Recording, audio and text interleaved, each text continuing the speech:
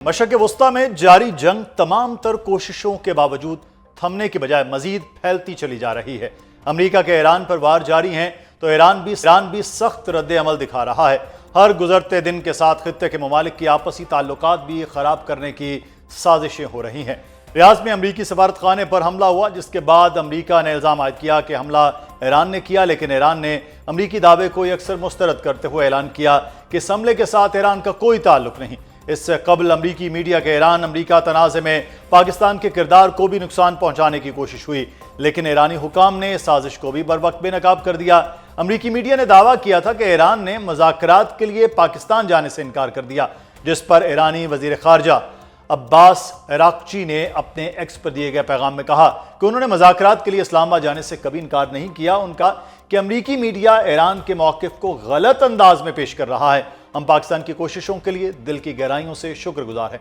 और ईरान इन शराइत पर जोर देता है कि जंग का जामे और दायमी खात्मा होना चाहिए। ईरानी वज़ीर ख़ारजा ने पैगाम के आखिर में पाकिस्तान जिंदाबाद का नारा भी लिखा। नाज़रीन, मशरक़ वस्ता में क़याम अमन के लिए पाकिस्तान की कोशिशों को ईरान की जानिब से सराहा जा रहा है। अब देखना यह है कि ये कोशिशें रंग लाती हैं या जंग का दायरा मज़ीद बढ़ेगा। आने वाले दिनों में पाकिस्तान ईरान अमरीका तनाज़े के हल के लिए मुमकिन तौर पर क्या किरदार अदा करेगा और ये जंग की सूरत अब अगले आने वाले दिनों में खित्ते के लिए किस हद तक मुहलक साबित होगी, इस पर हम सीनियर तर्जियाकार उवैस तौहीद साहब हमारे साथ मौजूद हैं, उनसे तर्जिया लेंगे। बहुत शुक्रिया उवैस तौहीद साहब आपके वक्त का। सबसे पहले ये जो जंग है, ये लग रहा था कि जब शुरू हुआ कि अमेरिका एक बहुत बड़ी ताकत है, शायद हफ्ता 2 हफ्ते 3 हफ्ते तक ये चीज़ें सिमट जाएं, लेकिन ईरान अब शायद मज़ीद तेज़ी के साथ जवाबी हमले कर रहा है। तो ये जंग थमती हुई सर नज़र नहीं आ रही है अगले एक और महीने में भी? बहुत शुक्रिया मुदस्सिर। दूसरा महीना है और ये जंग तूल पकड़ती जा रही है, जिसने न सिर्फ खलीजी रियासतों को, मशरिक़ वस्ता को, बल्कि पूरी दुनिया की जो इकॉनमी है उसको एक स्ट्रैंगल कर दिया है। बहुत ही ज़्यादा इस वक्त मुश्किलात का शिकार है पूरी दुनिया, और इस जंग ने न सिर्फ खत्ते को अपनी लपेट में लिया है बल्कि पूरी दुनिया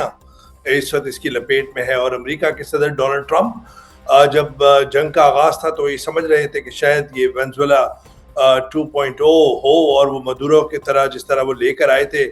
किडनैप करके और न्यूयॉर्क की अदालत में पेश किया था, इसी तरह ईरान के सुप्रीम लीडर आयतुल्लाह अली ख़amenei को शहीद करेंगे, एलिमिनेट करेंगे, और उसके बाद एक वहाँ पे एक तूफान बर्पा होगा और रजीम चेंज हो जाएगी। वो भी नहीं हुआ। तो ये अब एक बहुत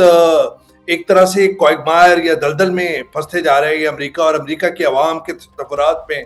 उन अमरीकी अफवाज का नक्शा है जो वियतनाम में 10-12 साल फंसे रहे थे, फिर 20 साल के करीब अफगानिस्तान के अंदर जंग लड़ते रहे थे, और इसी तरह इराक, और फिर लीबिया, और फिर सीरिया, और कहीं भी उन्हें कामयाबी नहीं हुई थी। तो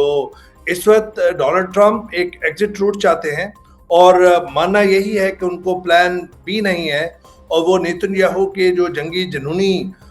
या जो हेजेमोनिक उनका जो सुपरमेसी का एक कॉन्सेप्ट है कि मशरिक़ वस्ता और पर्शियन गल्फ के अंदर वो एक तसल्लुत अपना कायम करेंगे ग्रेटर इज़राइल की सूरत में, उसके अंदर उस बयान के अंदर फंसते जा रहे हैं। और डोनाल्ड ट्रंप को एक विक्ट्री क्लेम करने की जो आदत है, वो विक्ट्री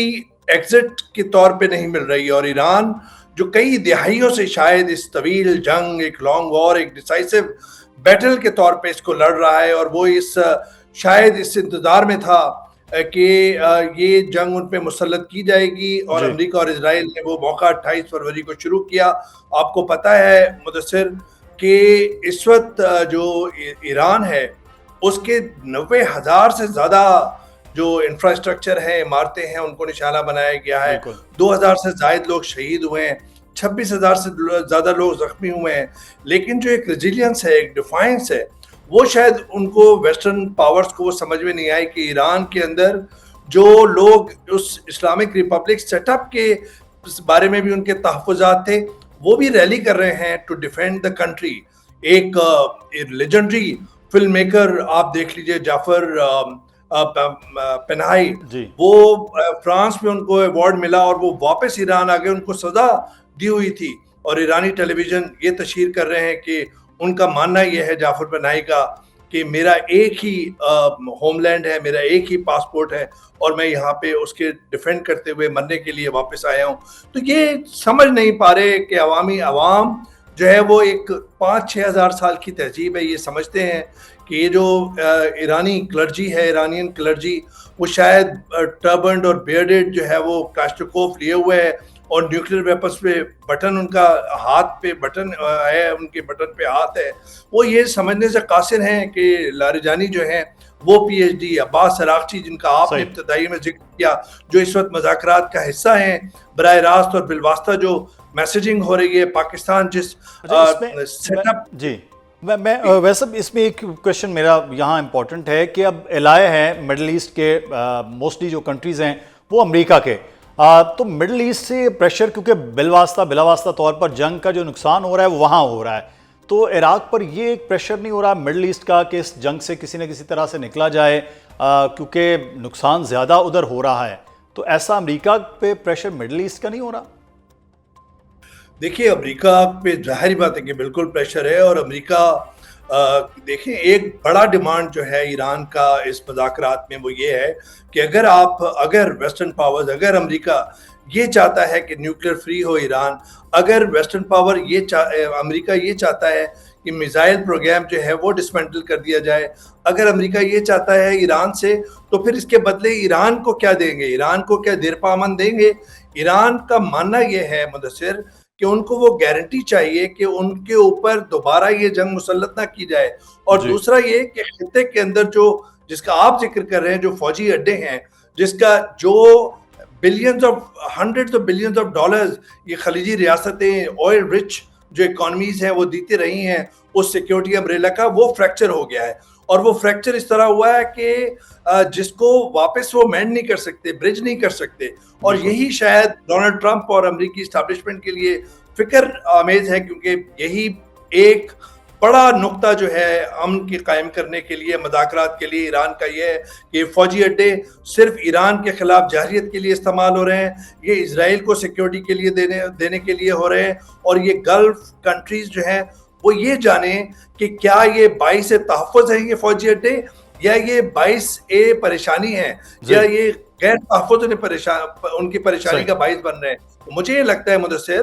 کہ یہ اگر فوجی اڈے بند کر دے گی, اگر امریکہ اس بات پہ مان جائے جو ناممکن ہے, تو پھر مشرق وسطیٰ میں ان کا جو ملٹری انفلوئنس ہے وہ یہ ڈیمینش ہو جائے گا. تو یہ میکسیملسٹ پوزیشن ہے, اور اس کے بیچ میں مذاکرات کے لیے ایک بڑی کوششوں کی جو لیڈ کر رہا ہے وہ پاکستان کر رہا ہے. پاکستان کا اس جو کردار ہے پچھلے دنوں میں, ہم نے پچھلا ویک جو ہے وہ پاکستان میں بڑا ایکٹیو رہا ہے, چائنا کے ساتھ بھی ایون معاملات ہیں, تو آپ نے ایک لفظ استعمال کیا گارنٹی, تو کیا ایران کسی کی گارنٹی, وہ چائنا ہو سکتا ہے, وہ کون ہو سکتا ہے؟ دوسرا پاکستان کا کردار اس سارے مذاکرات میں, جیسے آج عباس عراقچی کا بھی بیان آیا, وہ کس طرح سے آگے بڑھا سکتا ہے پاکستان؟ دیکھیے جس طرح وال اسٹریٹ جرنل کے اندر جو امریکی اخبار ہے, جریدہ ہے, اس نے یہ خبر دی, جس طرح آپ نے ابتدائی میں کہا کہ پاکستان میں مذاکرات کے لیے نہیں آنا چاہتا ایرانی وفد, اور اس کے بعد پھر عباس عراقچی کا یہ بیان اور اس کی تردید, اس کی کلیریفیکیشن